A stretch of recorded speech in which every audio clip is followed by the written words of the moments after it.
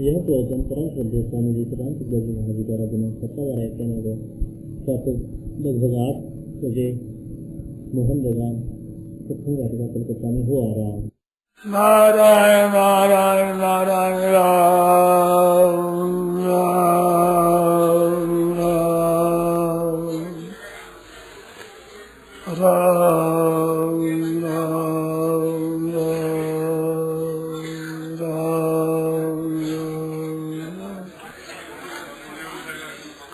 पराकृतं मद्वन्दं परं ब्रह्म निराकरी सौंदर्य सार सर्वस्वं वन्दे नन्दात्मनः प्रपन्न पारिजाताय पृथ्वी श्रीकृपाणये ज्ञानमुद्राय कृष्णाय गीतामृतदुहे नमः।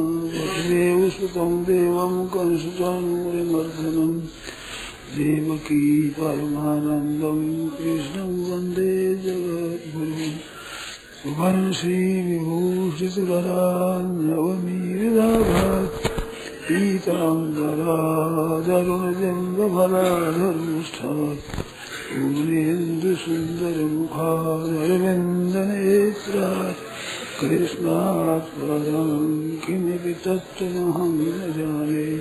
हरि ओं नमस्ते श्रीगोविन्दाय नमो नमः।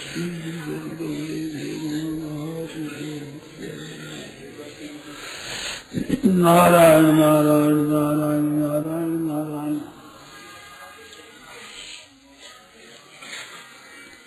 आज बड़ा ही एक आनंद का दिवस है, जिस दिन प्रकट गीता इस रूप से प्रकट हुई।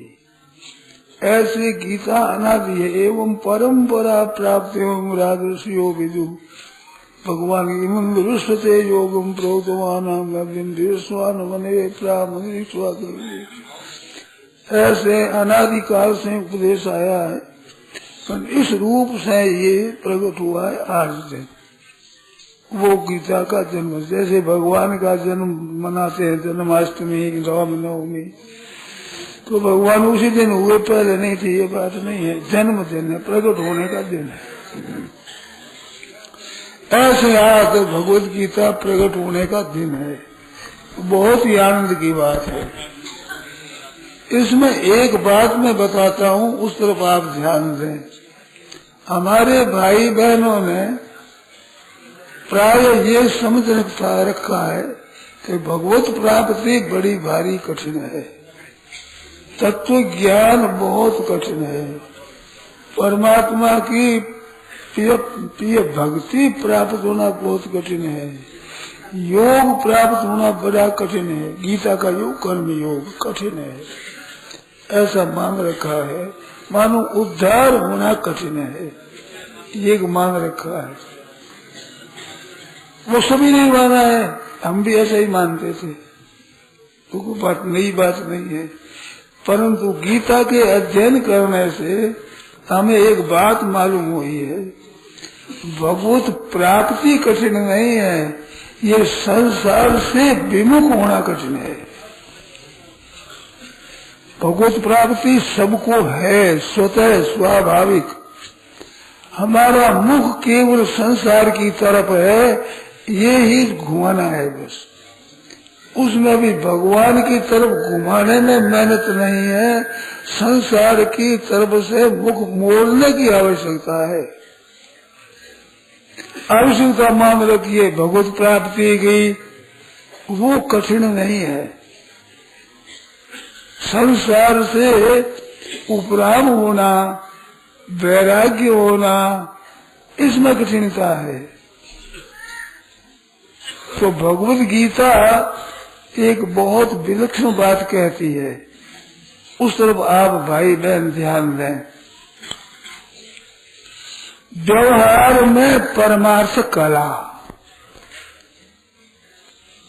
व्यवहार करते हुए परमात्म तत्व को प्राप्त हो जाओ, ये विशेष बात कहती है भगवत गीता। व्यवहार में सर्वकर्माण्यपि सदा कुर्वाणो, कर्मों के साथ में तो सर्व शब्द लगाया, और कुर्बाना के साथ में सदा लगाया। सब कर्म सदा करता हुआ।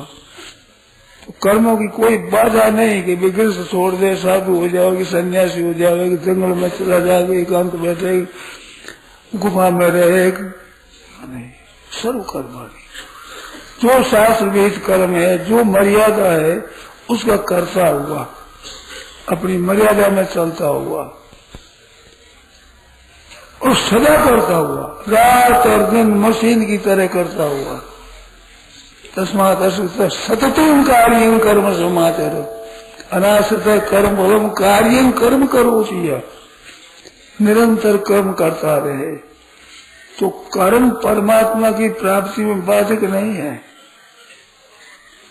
पातंजल योग दर्शन में कर्म को रजोगुण बताया है और जड़ता पूर्वक तमोगुण बताया है और सात्विक को बताया प्रकाश, प्रकाशक क्रिया स्थेमशाली, ऐसा लिखा।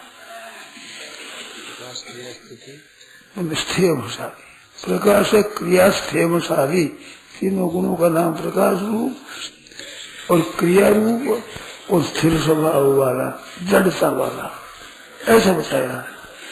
परंतु गीता ने कर्म को दोषी नहीं बताया है। गीता ने रजो रागात्मक बुद्धि, रागात्मक दोष को दोषी बताया है। क्रिया तो जीवन मुक्त में ही बताई भगवान ने। प्रकाशंच प्रवृत्तिंच मोहमेव च पांडव न द्वेषे संप्रवृत्तानि न निवृत्तानि कांक्षति, राग द्वेष नहीं करे। प्रकाश सात्विक क्रिया, प्रवृत्ति सात्विक क्रिया है। प्रकाश है सत्वगुण है, क्रिया रजोगुणी है। तो क्रिया को रजोगुण गीता ने माना है, परंतु क्रिया रजोगुणी बाधक नहीं है। बाधक है राग, आसक्ति। वो राग पदार्थों में भी होता है, क्रियाओं में भी होता है। दोनों से अलग होने पर रोगारूढ़ होता है। यदा ही नेन्द्रियार्थेषु न कर्मसु अनुसज्जते, न तो क्रियाओं में आसक्त होता है, न पदार्थों में भोगों में आसक्त होता है और न संकल्प भी रखता है, तो वो योगारूढ़ हो जाता है। सर्व संकल्प सन्यासी योगारूढ़ तदा उच्यते, यदा यदा और तदा।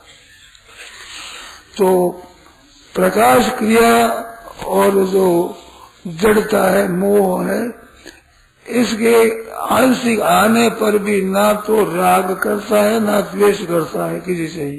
ये राग द्वेष है खास। सज्जनों, भाइयों और बहनों, आप लोग कृपा कर ध्यान दें। हम जो संसार में सुख सुविधा आराम चाहते हैं और दुख नहीं हो जाए, संताप नहीं हो जाए और परिश्रम भी करना न पड़े, ये महान बाधक है। बहम पड़ता है कि हमारे कर्म शुद्ध नहीं है, इस बात से शुद्ध नहीं हुआ है, अंतःकरण शुद्ध नहीं है, इस बात से शुद्ध नहीं हुआ है। ये शुद्ध अशुद्ध सब ठीक हो जाएगा, केवल इन दो बातों पर ख्याल रखें। पदार्थों में, व्यक्तियों, वस्तुओं में, क्रियाओं में आसक्ति न हो, कामना न हो, राग न हो। अपने सुख सुविधा में जो राग है, ये महान पतन करने वाला है। आप कितने विद्वान बन जाए, बड़ा अभ्यास भी आप कर लें, पर सुख सुविधा ढूंढते रहेंगे तो तत्व ज्ञान नहीं होगा, न भगवत दर्शन होंगे, न भगवान में प्रेम होगा। गीता के देखने से ये बात मालूम होती है। और इनको समान कर लो आप तो परमात्मा प्राप्ति हो जाएगी। सुख दुख है समय कृत्वा लाभा लाभ जया जय ततो युद्धाय इनसे। इसके बाद युद्ध करो बोले। लाभ हानि जय पराजय सुख दुख को समान समझ करके, सुख की तरफ तो आकर्षण होता है और दुख से विकर्षण होता है। दुख न आवे, सुख आ जाए। और ये आप कर लो भले भावना, सुख आए बिना रहेगा नहीं, ऐसे दुख भी आए बिना नहीं रहेगा। सुख को नहीं चाहो तो सुख आएगा, अगर दुख को नहीं चाहते तो आता ही है। इस मात्र क्या है, अगर सुख को चाहते हो तो चाहने मात्र से सुख आएगा नहीं। पक्का विचार है। क्या आदमी जितना धन चाहता है धन आ जाता है? जितनी सुख चाहता है सुख आ जाता है? नहीं आएगा। सुख दुख का आना कई विधान के आश्रित है, इच्छा के आश्रित नहीं है। इच्छा के आश्रित परमात्म तत्व है। परमात्म तत्व को प्राप्त करना चाहो तो वो केवल आप लालसा के आश्रित है। पर धन संपत्ति भोगों की प्राप्ति इच्छा मात्र से प्राप्त नहीं होती। तो ये जो इच्छा है सुख की और संग्रह की, ये खास बाधा है। खास सुनना चाहिए। गीता के दूसरे अध्याय के 44वें श्लोक में भोगे ईश्वरीय प्रसक्ता नाम दया परिचेतसाम, भोग और ऐश्वर्य मनु संग्रह कर ले, सुख भोग ले। ऐश्वर्य क्या? संग्रह, हमारे पास संग्रह हो जाए हमारे पास, और सुख भोगे। इसमें जो आसक्त है और जो स्वर्ग आदि में जाना है, उनसे जिनका चित्त अपहृत हो गया है, उनकी व्यवसायित्मक बुद्धि समाधि न विधि, उसी परमात्मा विषय निश्चय करने वाली बुद्धि नहीं होती। ये 41 से 44 तक का व्यवसायित्मक बुद्धि लेके एक होती है। ये 44 तक का प्रकरण 4 श्लोकों का मुख्य करके बाधा बताई है। भोग और ऐश्वर्य, संग्रह करना और सुख रहना। इसमें एक मार्मिक बात बतावे, आप विशेष ध्यान दें। संग्रह बाधक नहीं है, सुख बाधक नहीं है। सुख की इच्छा और संग्रह की इच्छा बाधक है। इच्छा से सिवाय दुख के कोई एक लाभ नहीं होता, और बंधन और पाप कोई बाकी नहीं रहता। नुकसान तो कोई सही बाकी नहीं रहेगा, लाभ कोई सही नहीं होगा। इतनी बात का त्याग नहीं कर सकते, और त्याग क्या करेंगे? खूब इस विचार कर लो और शंका करो, जितनी हो सके उतनी। हमारे को तो लाभ होगा। आप शंका करोगे अपना संदेह मिटाने के लिए, लड़ाई झगड़े के लिए नहीं, हार जीत के लिए नहीं, संदेह मिटाने के लिए। जितना हमारे लाभ होगा, आपके लाभ होगा, दूसरों को भी लाभ हो, कोई सुने को लाभ होगा। भोग और ऐश्वर्य में जो आसक्ति है, और आगे भोग मिलेगा, आगे स्वर्ग में भोग मिलेगा, उसमें भोग मिलेगा, ब्रह्मलोक का भोग मिलेगा, यहाँ का धन हो जाएगा, आसु संपत्ति में लब्धम प्राप्त से मनोर्थम, इतना धन हो गया, इतना और हो जाएगा, इतना। ये जो इच्छा है ना, ये बाधक है। इसके लिए उपयोगी गृहस्थाश्रम है। साधु आश्रम से भी बढ़कर गृहस्थाश्रम है, क्योंकि गृहस्थाश्रम में सब बहुतों के साथ संबंध रहता है और साथ रहना पड़ता है। साथ रहते हुए दूसरों को सुख कैसे हो ये दिया जाए। तो पतिव्रता का कल्याण क्यों होता है? पतिव्रता केवल पति को सुख देना चाहती, नौकर केवल मालिक को सुख देना चाहे, मालिक केवल नौकर को सुख देना चाहे, माता पिता बच्चों का सुख देता है, बच्चे माँ बाप का सुख देता है। ये सुख लेने की चीज नहीं है, ये देने की है। पुराने जमाने ओढ़ावनी करते थे, ओढ़ावनी गली से बड़ा सुंदर है, मलिदा बनात थी। पहले पुराने जमाने में बनात होती थी, बनात। बिहारी जी को पट उठा दी लाल बनात, तो बनात उठाया करते। आजकल दूसरा उड़ाते थे, आजकल क्या करते हैं पता नहीं। आज की रीतों से मैं पूरा परिचित नहीं हूँ। बढ़िया दुशाला जरीदार, किनारा पर जरी लगी, ऐसा दुशाला उड़ाते थे। वे बढ़िया चीज उठाने में खत्म होता, ओढ़ तो कोई नहीं। उन्होंने उठा दिया, उसमें को उठा दिया, उसको उठा दिया। ऐसे दुख तो ओढ़ाने सी है, लेने की नहीं है, ओढ़ने की नहीं है। संसार का सुख, आराम, मान, सत्कार, बढ़ाई, वाह वाह, ये सब ओढ़ावनी है। ये अपने लेने की नहीं है। ये खास बात है। कल भाई एक ने पूछा कि खास बाधा क्या है। वो समझते हैं कि हमारे कर्म शुद्ध नहीं है, ये बाधा है। तो ठीक है, उनका कहना भी ठीक है, जानना मानना भी अच्छा है। परंतु वास्तव में जो संयोग जन्य सुख है ये ही संस्पर्श जब होगा दुख योने एक ही बताए। संबंध जन्य जितने सुख हैं, धन का संबंध हो, स्त्री पुत्र का संबंध हो, भाई संबंध कुटुंबियों का हो, मित्रों का हो, धन संपत्ति का हो, मकान आदि का हो, संबंध हो जाए, ये मेरे हो जाए, मेरे को मिल जाए, मेरे को मिल जाए। ये संबंध जन्य जितने सुख है, भगवान का दुख योने एव, ये दुखों के ही कारण है। ही लगा बड़ा जोर दिया है, केवल दुखों के कारण है। मेरा मान मिल जाए, सदाचार मिल जाए, आदर हो जाए, प्रसिद्धि हो जाए, मैं बड़ा आदमी बन जाऊं, अच्छा बन जाऊं, मेरी प्रसिद्धि हो जाए, लोग मेरे को अच्छा समझे, ये ही महान बुराई का जड़ है। आप देख लो, खास पतन का कारण है। खास भीतर में भोगों की संग्रह की इच्छा, संग्रह की इच्छा भी होती भोगों के लिए, सुख भोग के लिए। अर्जुन ने पूछा है कि महाराज ये मनुष्य न चाहता हुआ भी पाप क्यों करता है? क्योंकि पाप का फल दुख होता है, और दुख कोई चाहता नहीं तो फिर पाप क्यों करता है?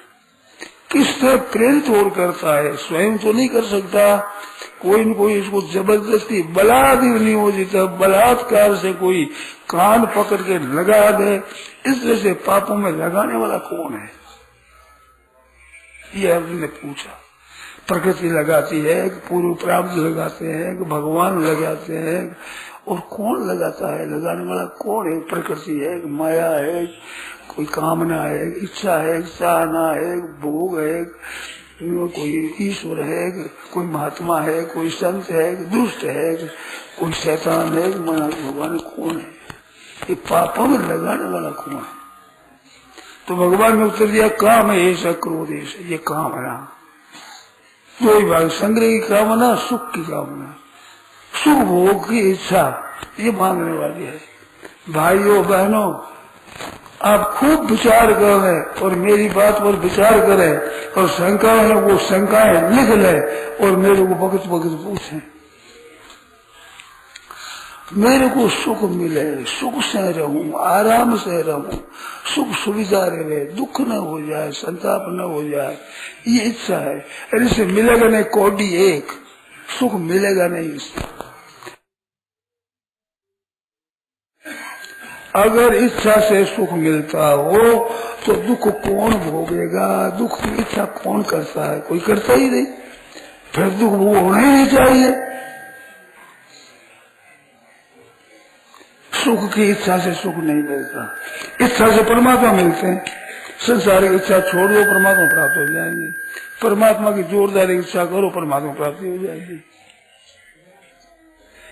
इच्छा से वो चीज मिलती है जो मौजूद होती है, और जो पैदा होती है वो इच्छा से नहीं मिलती, उसकी कर्म होता है, कर्म कारण होता है। उसमें जो चीज पैदा होती है उस चीज की प्राप्ति कर्मों से होती है। क्यों? कर्म का आरंभ और अंत होता है, तो कर्मों से मिलने वाला फल भी आदि और अंत वाला ही होगा, नित्य होने वाला होगा ही नहीं, कभी नहीं होगा।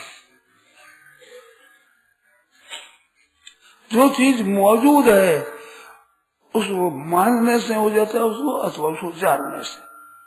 भक्ति मार्ग मानने से हो जाता है और ज्ञान मार्ग जानने से हो जाता है। उस जाने वो है ही होगा, केवल संभालना है। शंकर सहज स्वरूप संभाला, चीज पर ये देख लिया, घड़ी घड़ी ऐसे इनमें क्या परिश्रम करना पड़े, कौन सा पसीना आता है इनमें, ये घड़ी है सब। केवल दृष्टि डाल दी और संसार से दृष्टि हटाने से दृष्टि जाएगी। और संसार के भोग भोगते रहो, सुख भोगते रहो, दृष्टि कर लो, बातें कर सकते हैं। मेरे को बातें बहुत आती है, बहुत बनाई है मैंने, बातें कही है। ज्यादा बड़ा नहीं था तब से लगाऊं, सफेद बाल हो गए हैं कहते कहते। तो ये जानने से कहने से नाय महात्मा प्रवचने न लभ्य में ध्यान बहु न श्रुते। प्रवचन से नहीं, श्रुति से भी नहीं। अब दोनों का नाम आ गया उसमें, श्रुति में दोनों का नाम आ गया। प्रवचन से नहीं, श्रुति से भी नहीं। अब दोनों का नाम आ गया उसमें, श्रुति में दोनों का नाम आ गया। नाय महात्मा प्रवचन न लभ्य मेरे लिए, न महु ना श्रुते न आपके लिए। बहुत सुनो तो प्राप्ति हो जाएगी, ये बात नहीं। बहुत प्रवचन कर दोगे तो हो जाएगा, ये बात। वेद कहा, वेद भगवान ने कहा, कहत कबीर मैं कहता डरूं और गोरख कह जिसका मैं क्या करूं। तो वेद कहते हम क्या करें बताओ। वेद की वाणी है, वेद की वाणी तो सबको माननी पड़ती है, नहीं मानो तो धक्का खाओगे, माननी पड़ती है, मानना चाहिए। प्रभु सम्मत वाक्य है। तो वास्तव में संसार का जो सुख चाहना है वे दुख योने एव, और आदि अंतवंत, आदि और अंत वाले होते, नित्य रहने वाले होते नहीं। न तेषु रमते बुधा, बुधा तेषु न रमते। विवेकी समझदार पंडित उसमें रमण नहीं करता। अर्थ क्या हुआ कि जो रमण करते हैं वो विवेकी नहीं है, समझदार नहीं है, मूर्ख है, लंच है, बिल्कुल बेसमझ है। पशु पक्षी नीच कीट पतंग सांप बिच्छू गोइरे आदि जो नीच नीचे प्राणी हैं वे भी सुख चाहते हैं। भैंसा है, सुअर है, वे भी सुख चाहते हैं। कुत्ता है, बिल्ली है, वे भी सुख चाहते हैं। देवता भी सुख चाहते हैं, नरकों वाले भी सुख चाहते हैं, स्वर्ग वाले भी सुख चाहते हैं, 84 लाख चूनी वाले भी सुख चाहते हैं, मनुष्य भी सुख चाहते हैं। फिर मनुष्य की महिमा क्या हुई। यही तनुकार फल है, विषय न भाई। इस शरीर का फल विषय नहीं है। आज इस तनुकार तो विषय ही भाई, विषय है सुख। आज तो मनुष्य ने कमर कस ली है कि आज का तो सुख भोग के लिए ही जीवन है। अब कैसे सब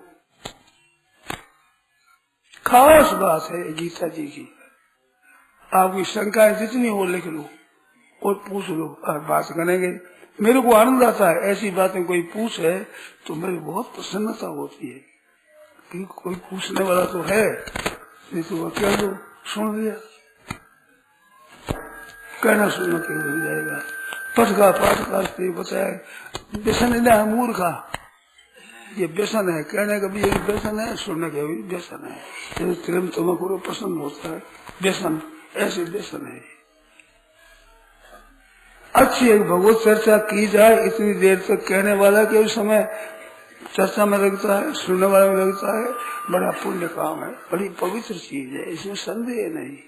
परंतु जब तक आपकी लालसा भोग और संग्रह की रहेगी, मान और बढ़ाई की रहेगी, नाम की और अपने सुख के आराम की रहेगी, तब तक तत्व ज्ञान नहीं होगा, परमात्मा प्राप्ति नहीं होगा।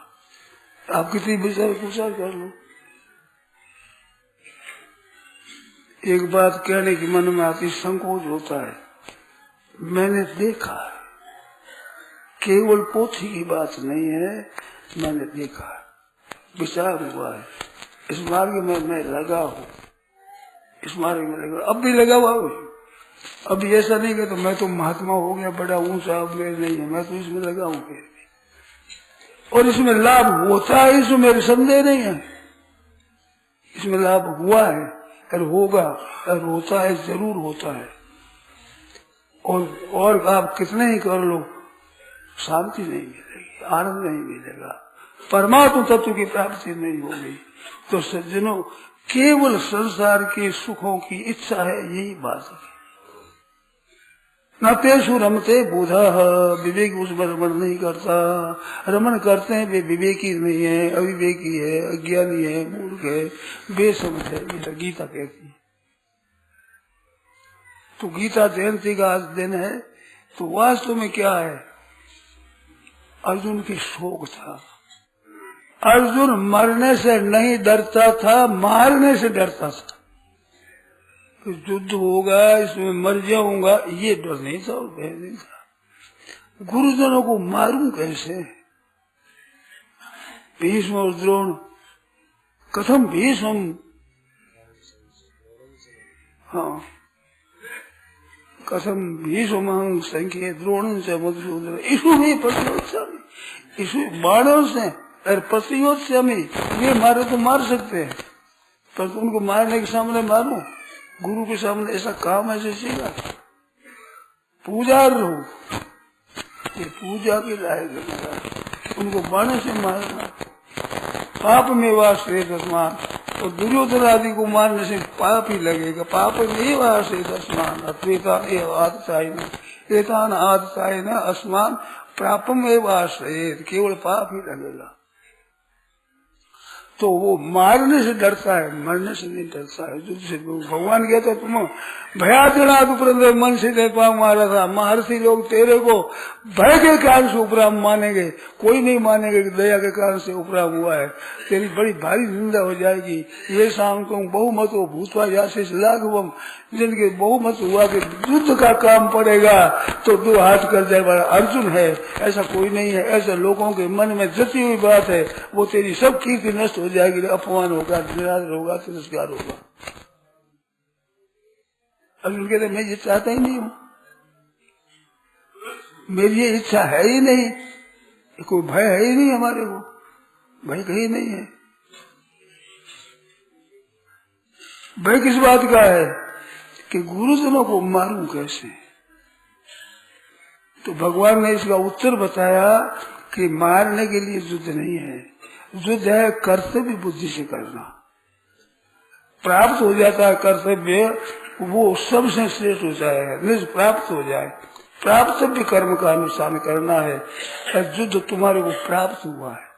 दुर्योधन आदि को बहुत कह दिया, नहीं माना उन्होंने, कहते हम तो युद्ध करेंगे, युद्ध बिना सुई के अग्रभाग टिके इतनी मैं दूंगा नहीं संपत्ति, जमीन दूंगा नहीं, सुई यावधि तीक्ष्ण सूचिया विधि अग्रेण के तीखी से तीखी सुई लेना, और उसको अग्रभाग टिके, तो अग्रभाग तीखी सुई की नोक टिके छोटी सी, इतनी जमीन में बिना युद्ध नहीं दूंगा।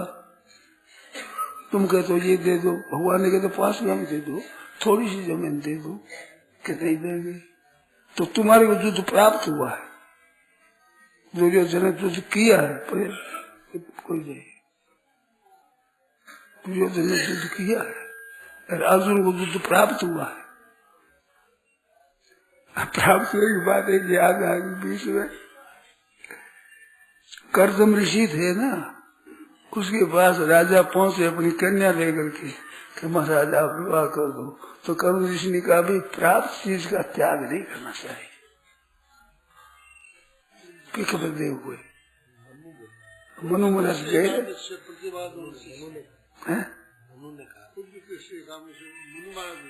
मनु महाराज ने कहा कि प्राप्त हो जाए बस तो उसका त्याग नहीं करना, इच्छा मन में थोड़ी बहुत भी, और प्राप्त हो जाए तो त्याग नहीं करना चाहिए।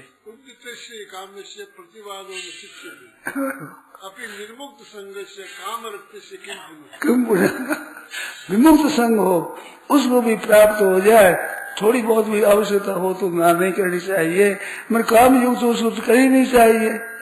तो मैं आकर आपको प्रार्थना कर रहा हूँ कि मेरा कन्या का ब्याह करना चाहता हूँ, वर चाहता हूँ मेरी पुत्री के लिए, तो नहीं करना चाहिए। तो कर्म ने चुप रहे, ना नहीं दिया, ना नहीं कही कि मैं नहीं लूंगा, मन में थी। तो जब भोग भी स्वतः प्राप्त होगी तो मुक्त संग को भी त्याग नहीं करना चाहिए। युद्ध से क्रूर कर्म जिसमें गला कटने की संभावना, वो कैसे त्याग किया जाए, वो कोई त्याग किया जा सकता है। आज तो सुख का त्याग करते हैं, वास्तव में दुख का त्याग करना मुश्किल है, प्रतिकूलता का त्याग करना मुश्किल है। शास्त्र की दृष्टि से प्रतिकूलता से डरते हम भाग जाए, तो कुत्ते ही भाग जाते, गधे ही भाग जाते, इनकी क्या बड़ी बात है। इस वास्ते यदि स्वर्ग द्वार मपावृतम सुखिन क्षत्रिया पार्थ लभंते युद्ध में ऋषम, ऐसा युद्ध प्राप्त होता है क्षत्रियों को होता है। ऐसा सुखी न क्षत्रिय, भाग्यशाली वे क्षत्रिय है जिनको ये प्राप्त हो जाता है, हरे को नहीं मिलता है।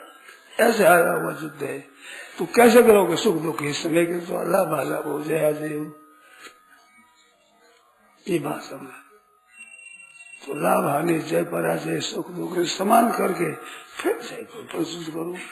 तो आपकी सिद्धि असिद्धि में, सुख में दुख में, मान में अपमान में, निंदा में प्रशंसा में, आराम में बचा में, परिस्थिति कैसी आ जाए अपने चित्त को संतुलन रखो ठीक तरह से। परिस्थिति आवेगी, संसार का स्वरूप है, अनुकूलता प्रतिकूलता आना आवेगा ही, भगवान के आ गया। और तो आप क्या बताओ, भगवान के आ गया। प्रातः भवामी वसुधारि में चक्रवर्ती, सुबह तो चक्रवर्ती हो जाओ। सोहम ब्रजामी विनय जटिल तपस्वी, जरा धारण के तपस्वी होकर जा रहा। कितनी विचित्र बात है, कितनी अलौकिक बात है। प्रातः भवामी बस यच्चिंतितं तदेदूरतरं प्रयाति यच्चेतसापि न कृतं देहाभ्युपेति। प्रातः भवामी वसुधारि चक्रवर्ती सोहम ब्रजामी विपिने जटिल तपस्वी, तपस्वी धारण करके जा रहा हूँ। तो ये आती है, अनुकूल प्रतिकूल परिस्थिति आती है। हरिश्चंद्र आदि राजा देखो जितने धर्मात्मा संत महात्मा हुए हैं, अनुकूल प्रतिकूल आती है। छोटे छोटे नीचे से नीचा, पशु से पशु, नारकी से नारकी में भी अनुकूल प्रतिकूल आती है। तेल में उबाल करके उसको भी हवा में डाल दिया जाए तो श्वास आने लगता है, चेत हो जाता है, सुख मिलता है। तो ये सुख दुख तो नरकों में मिलेगा, स्वर्ग में मिलता है। भागवत में साफ आया है, न प्राणी नाम ये तथा दुखम तस्मा निश्चित सुखम ऐन्द्रियम राजन स्वर्गे नरके वा। प्राणियों को स्वर्ग में भी नरक में भी है ऐन्द्रियम सुखम, ये तो पड़ेगा। कैसे है कि प्राणी नाम तथा दुखम, जैसे दुख न चाहते मिलता है ऐसे न चाहते सुख तो मिला है।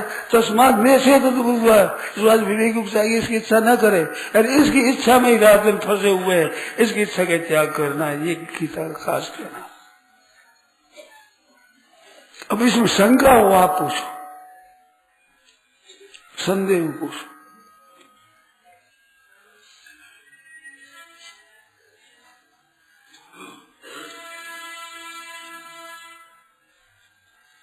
सिद्धांत की बात है। अब इसका उपाय क्या है? कर्मयोग विशिष्ट तेज में भगवान ने कहा कर्मयोग, क्योंकि गृहस्थ में रहते हुए माँ बाप को सुख पहुंचाओ, भाई भोजाई भतीजों को सुख पहुंचाओ, स्त्री पुत्र को सुख पहुंचाओ। और बहनों के लिए सास ससुर पति देवर जेठ नंद इनको सुख पहुंचाओ, अपने सुख कहते हैं सुख पहुंचाओ। प्रेम होगा, गृहस्थ बड़ा सुंदर रहेगा और कल्याण हो जाएगा, उद्धार हो जाएगा। इनको सुख कैसे हो, इनको आराम कैसे हो, स्त्री पुत्र को सुख कैसे हो, भाई भौजाई भतीजे को सुख कैसे हो, माँ बाप को सुख कैसे हो, बड़े छोटों को सुख कैसे हो। बहनों की यही बात है कि सास ससुर को सुख कैसे हो, जेठ जेठानी को सुख कैसे हो, नंद आदि को सुख कैसे हो। केवल उनको सुख देना है, सुख देना अपना काम है। इधम शरीरम कौन से क्षेत्र खेत है, खेत आराम के लिए नहीं होता है, काम करने के लिए होता है। खेत जो सोने के लिए आराम के लिए नहीं होता है, तो खेत है जिसमें आराम के लिए नहीं है। यही तनुकर फल विषय भाई, कोई